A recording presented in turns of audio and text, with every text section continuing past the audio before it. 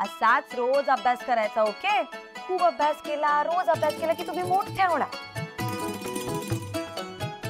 आणि मग मोठं झाल्यावर छान छान काम करायचं की नाही आपल्याला. मी तर मोठी झाल्यावरती माझ्या बाबाच्या बिझनेस मध्ये काम करणार.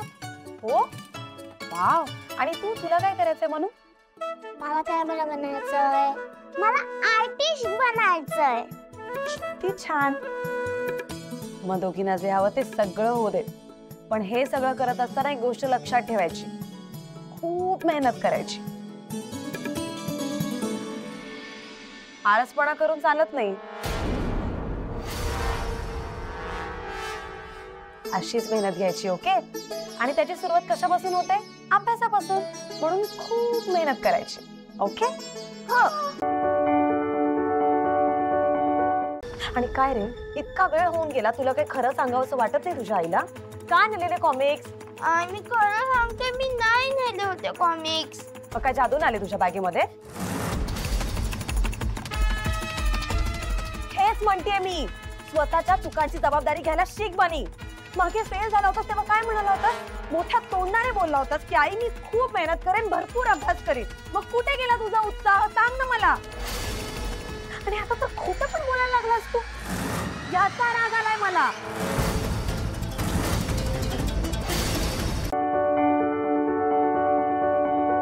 आकाशराव चुकीचं वागलाय तो. त्यामुळे त्याची शिक्षा नको का व्हायला? वसुंधरा, चूक चुकून होते आणि मला खात्री त्यांनी हे सगळं मुद्दामून नाही केलंय. जेन्युइनली विसरलं असेल ते पुस्तकं नाही. अहो मग तर हा हलगर्जीपणा झाला ना. आणि जर आता त्याला शिक्षा नाही केली ना, तो पुन्हा तसंच वागेल.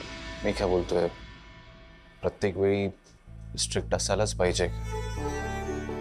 म्हणजे कधी कधी प्रेमानेही आपण समजून. एक मिनिट, मी समजून घेते त्याला. पण चिनू मनूला नकार ऐकण्याची सवयच नाही. हे तितकंच खरं आहे ना. मुलांना कधी जवळ घ्यायचं, त्यांना कधी शिस्त लावायची, त्या दोघातला बॅलन्स साधणं अवघड असतं. आणि हे एका आईलाच करावं लागतं. हे बघा, माझं करिअर आणि माझी बायको गेल्याचं दुःख सांभाळताना चिनू मनू करता जेवढं करणं शक्य होतं ना, तेवढं मी केलं. नाही, मी सगळं परफेक्टली केलं असं मी मुळीच म्हणत नाही. पण आता प्रश्न चिनू मनूचा नाही तर बनीचा. आयुष्याची 8 वर्ष त्यांनी त्याच्या बाबाशिवाय घालवली आहेत आणि त्याची भरपाई झालीच पाहिजे. त्याची जर मनापासून इच्छा ना की मी या कॉम्पिटिशन करता शाळेत यावं, तर मी जाईन. मला त्याला निराश नाही करायचं. तुम्हाला काय करायचं ना, ते तुम्ही ठरवा. थँक्यू. आई, हॅपी पेरेंट्स डे. बाबा, हॅपी पेरेंट्स डे बाबा.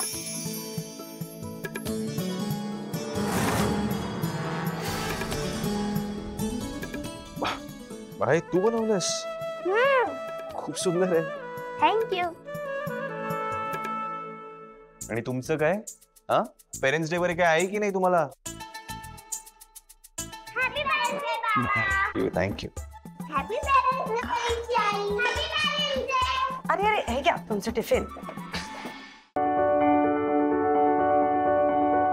आज पेरेंट्स डे साठी तर शाळेत जाणं खूप महत्वाचं होतं माझं.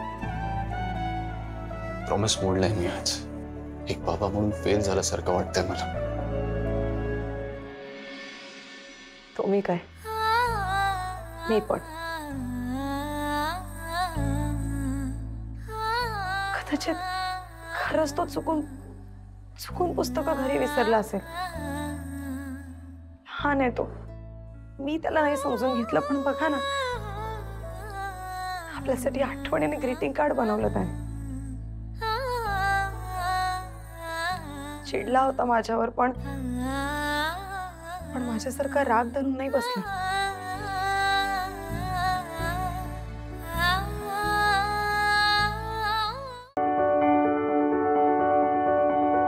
कधी कधी पालकांकडून सुद्धा चुका होऊच शकतात.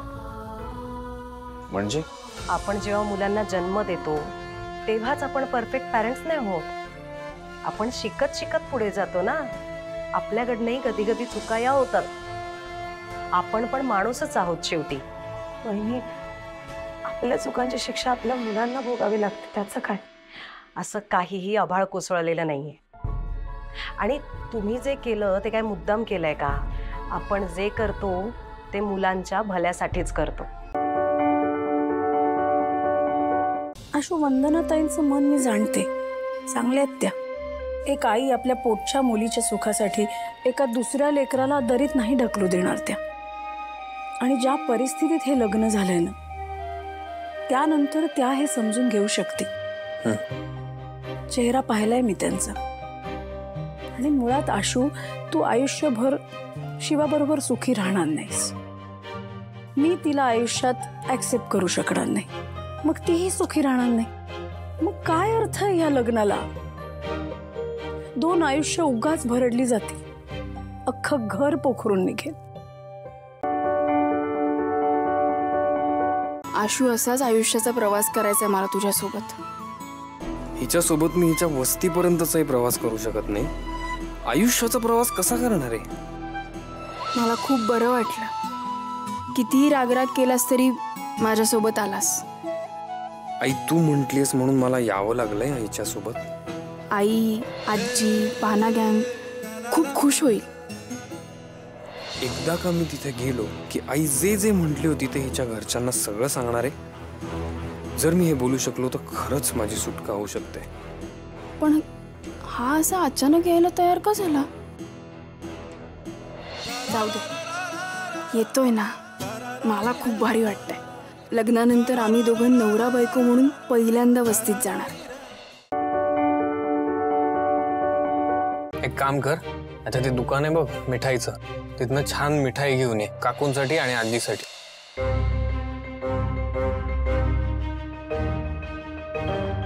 हॅलो, काय? जा ना. तू जाऊन घेऊन ये. अगं मी जा ना यार, नाटकं काय करतेयस? आईच्या सांगण्यावरून आलायस ना? मग त्याचा आणि याचा काय संबंध आहे? मग मिठाई कोणी आणली पाहिजे? अगं मी गाडीत चालवतोय, मी गाडीत बसतो, तू घेऊन. अरे, तू त्यांच्यासाठी काहीतरी आणायला पाहिजे असं मला वाटतंय. आणि तुला नसेल आणायचं तर काही प्रॉब्लेम नाही, मी नाही आणणार. ओके, फालतूपणा चाललाय जो, फालतूपणा. Passenger princess.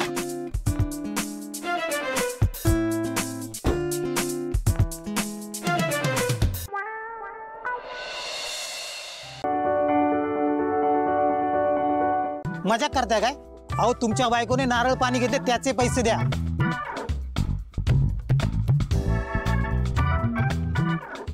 काय साहेब, श्रीमंत आहे म्हणून तुम्ही गरिबांनी बोलल्याशिवाय तुम्ही पैसे देणार नाहीत काय? मागितले नसते तर तुम्ही निघून गेला असता. 80 रुपये लागतात आमचे, तेही हक्काचे, आणि तेही द्यायचे नाही. आम्ही काय तुमची प्रॉपर्टी मागितली काय?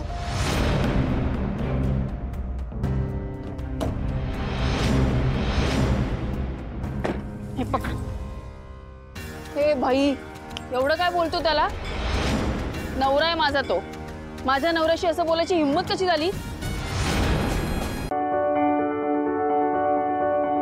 खरंच अगदी लक्ष्मीनारायणचा जोडा दिसतो हो. पण मला खूप सॉलिड वाटलंय आज, खूप भारी वाटतंय खरंच. अजून काय आहे का? झालं असेल तर चालू आहे. असं कसं? ही तर सुरुवात आहे. वाजवा रे.